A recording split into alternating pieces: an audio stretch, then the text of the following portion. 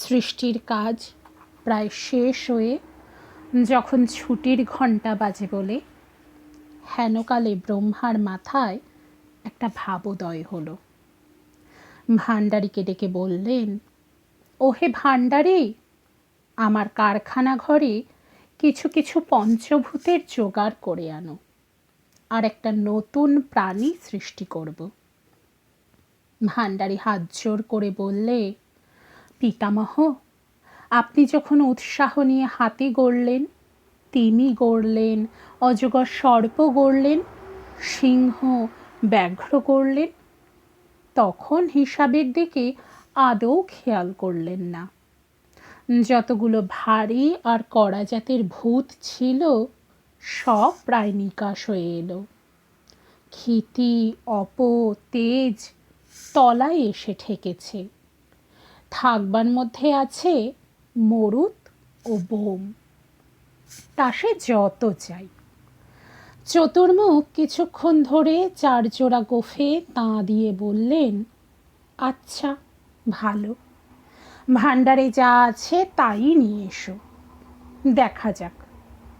এবারে প্রাণীটিকে গড়বার বেলা ব্রহ্মা ক্ষিতি, অপ, তেজটাকে খুব হাতে রেখে খরচ করলেন। তাকে না দিলেন শিং, না দিলেন নখ, আর দাঁত যা দিলেন তাতে চিবানো চলে, কামড়ানো চলে না। তেজের ভাণ্ড থেকে কিছু খরচ করলেন বটে, তাতে প্রাণীটা যুদ্ধক্ষেত্রের কোনো কোনো কাজে লাগাবার মতো হলো, কিন্তু তার লড়াইয়ের শখ রইল না। এই প্রাণীটি হচ্ছে ঘোড়া। এ ডিম পারে না, তবুও বাজারে তার ডিম নিয়ে একটা গুজব আছে, তাই একে দ্বিজও বলা চলে। আর যাই হোক, সৃষ্টিকর্তা এর গড়নের মধ্যে মরুত আর বোম একেবারে ঠেসে দিলেন। ফল হলো এই যে এর মনটা প্রায় 16 আনা গেল মুক্তির দিকে। এ হাওয়ার আগে ছুটতে চায়, অসীম আকাশকে পেরিয়ে যাবে বলে পণ করে বসে। অন্য সকল প্রাণী কারণ উপস্থিত হলে দৌড়য়, হে দৌড়য় বিনা কারণে, যেন তার নিজেই নিজের কাছ থেকে পালিয়ে যাবার একান্ত শখ। কিছু কাটতে চায় না, কাউকে মারতে চায় না, কেবলই পালাতে চায়।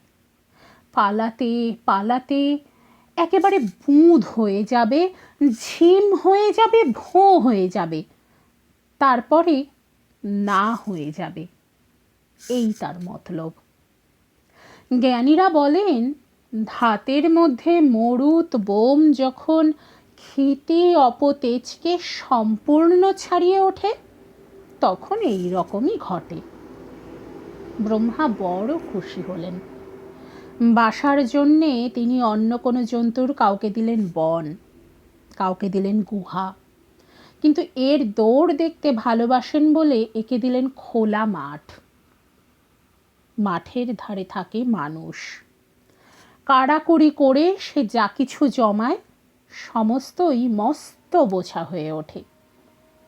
তাই যখন মাঠের মধ্যে ঘোড়াটাকে ছুটতে দেখে, মনে মনে ভাবে, এটাকে কোনো গতিকে বাঁধতে পারলে আমাদের হাট করার বড় সুবিধে।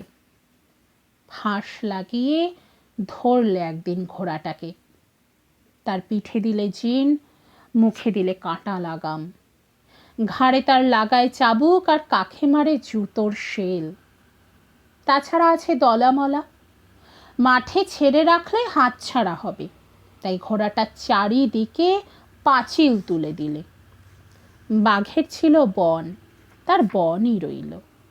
সিংহের ছিল গুহা, কেউ কাড়ল না। কিন্তু ঘোড়ার ছিল খোলা মাঠ, সে এসে ঠেকল আস্তা বলে। প্রাণীটাকে মরুত বোম মুক্তির দিকে অত্যন্ত উস্কে দিলে, কিন্তু বন্ধন থেকে বাঁচাতে পারলে না। যখন অসহ্য হলো, তখন ঘোড়া তার দেওয়ালটার পরে লাথি চালাতে লাগলো। তার পা যতটা জখম হলো, দেয়াল ততটা হলো না। তবু চুনবালি খসে দেওয়ালের সৌন্দর্য নষ্ট হতে লাগলো। এতে মানুষের মনে বড় রাগ হলো। বলে একেই বলে অকৃতজ্ঞতা। দানা পানি খাওয়াই, মোটা মাইনের সইসা নিয়ে ৮ প্রহর ওর পিছনে খাড়া রাখি, তবুও মন পাইনি। মন পাবার জন্য সইসগুলো এমনই উঠে পড়ে ডান্ডা চালালে যে ওরা লাথি চলল না। মানুষ তার পাড়াপড়শিকে ডেকে বললে, আমার এই বাহনটির মতো এমন ভক্ত বাহন আর নেই। তারা তারিফ করে বললে, তাই তো, একেবারে জলের মতো ঠান্ডা, তোমারই ধর্মের মতো ঠান্ডা। একে তো গোড়া থেকেই ওর উপযুক্ত দাঁত নেই, নখ নেই, শিং নেই, তারপরে দেওয়ালেও তদ্ভাবে শূন্যে লাথি ছোড়াও বন্ধ। তাই মনটাকে খোলসা করবার জন্যে আকাশে মাথা তুলে সে চিহি চিহি করতে লাগলো। তাতে মানুষের ঘুম ভেঙে যায়। পাড়াপড়শিরাও ভাবে, আওয়াজটা তো ঠিক ভক্তি গদগদ শোনাচ্ছে না। মুখ বন্ধ করবার অনেক রকম যন্ত্র বেরোলো, কিন্তু দম বন্ধ না করলে তো মুখ একেবারে বন্ধ হয় না। তাই চাপা আওয়াজ মুমূর্ষুর খাবির মতো মাঝে মাঝে বেরোতে থাকে। একদিন সেই আওয়াজ গেল ব্রহ্মার কানে। তিনি ধ্যান ভেঙে একবার পৃথিবীর খোলা মাঠের দিকে তাকালেন। সেখানে ঘোড়ার চিহ্ন নেই। পিতামহ চমকে ডেকে বললেন, নিশ্চয় তোমারই কীর্তি, আমার ঘোড়াটিকে নিয়েছ? যম বললেন, সৃষ্টিকর্তা, আমাকেই তোমার যত সন্দেহ? একবার মানুষের পাড়ার দিকে তাকিয়ে দেখো। ব্রহ্মা দেখেন অতি ছোট জায়গা, চারদিকে পাঁচিল তোলা, তার মাঝখানে ক্ষীণ স্বরে ঘোড়াটি চিহি চিহি করছে। হৃদয় তার বিচলিত হলো। মানুষকে বললেন, আমার এই জীবকে যদি মুক্তি না দাও, তবে বাঘের মতো নখদন্ত বানিয়ে দেব, ও তোমার কোনো কাজে লাগবে না। মানুষ বললে, ছি ছি, তাতে হিংস্রতার বড় প্রশ্রয় দেওয়া হবে। কিন্তু যাই বলো পিতামহ, তোমার এই প্রাণীটি মুক্তির যোগ্যই নয়। ওর হিতের জন্যই অনেক খরচে আস্তাবল বানিয়েছি, খাসা আস্তাবল। মানুষ জেদ করে বললেন, ব্রহ্মা জেদ করে বললেন, ওকে ছেড়ে দিতেই হবে। মানুষ বললে, আচ্ছা ছেড়ে দেব, কিন্তু 7 দিনের মেয়াদে।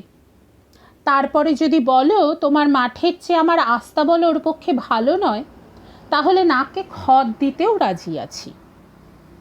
মানুষ করলে কি, ঘোড়াটাকে মাঠে দিলে ছেড়ে, কিন্তু তার সামনের দুটো পায়ে কষে রশি বাঁধল। তখন ঘোড়া এমনই চলতে লাগলো যে ব্যাঙের চাল তার চেয়ে সুন্দর। ব্রহ্মা থাকেন সুদূর স্বর্গে, তিনি ঘোড়াটার চাল দেখতে পান, তার হাঁটুর বাঁধন দেখতে পান না। তিনি নিজের কীর্তির এই ভাঁড়ের মতো চালচলন দেখে লজ্জায় লাল হয়ে উঠলেন। বললেন, ভুল করেছি তো। মানুষ হাতজোড় করে বললে, এখন এটাকে নিয়ে কি করি? আপনার ব্রহ্মলোকে যদি কোনো মাঠ থাকে তো বরঞ্চ সেইখানে রওনা করে দিই।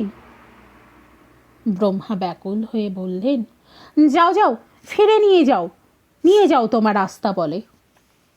মানুষ বললে, আদিদেব, মানুষের পক্ষে যে বিষম বোঝা। ব্রহ্মা বললেন, সেই তো মানুষের মনুষ্যত্ব। ধন্যবাদ।